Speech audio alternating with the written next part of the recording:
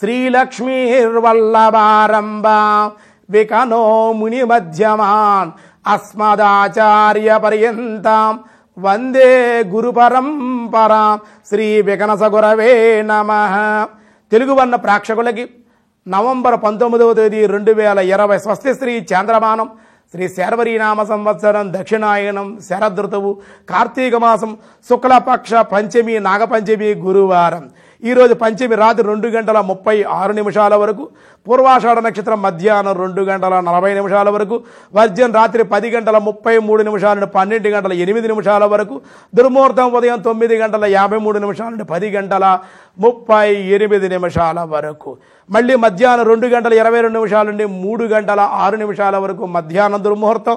సూర్యోదయం 6:10 సూర్యాస్తమయం 5:21. అమృత గడిలో ఉదయం 9:59 నుండి 11:33 వరకు.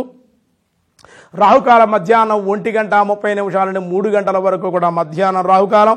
శుభ సమయం 7:40 నుండి ఉదయం 8:20 వరకు ఉదయం శుభకాలం. సాయంకాలం 4:32 నుండి 5:18 వరకు శుభ సమయం ఉంది. ఈరోజు నిన్న నాగుల చవితి, ఈరోజు నాగపంచమి, అనురాధ కార్తీ ప్రారంభం. నాగపంచమి కాబట్టి ఈరోజు కూడా నాగదేవతల ఆరాధన, జపాలు, హోమాలకి కూడా సర్పశాంతి కూడా చాలా అనుకూలమైనటువంటిది. ఈవేళ పంచమి గురువారం కాబట్టి అన్ని విధాల యోగ్యమైనటువంటి రోజుగా చెప్పబడుతోంది. పాడ్యమి, విధియ, తదియ అయింది కదా. ఈవేళ కార్తీక మాసంలో 3వ రోజు ఉప్పు కలిపినటువంటి ఉసిరి తినకూడదు. ఉప్పును దానంగా ఇవ్వాలి. పార్వతీదేవిని ఆరాధించాలి.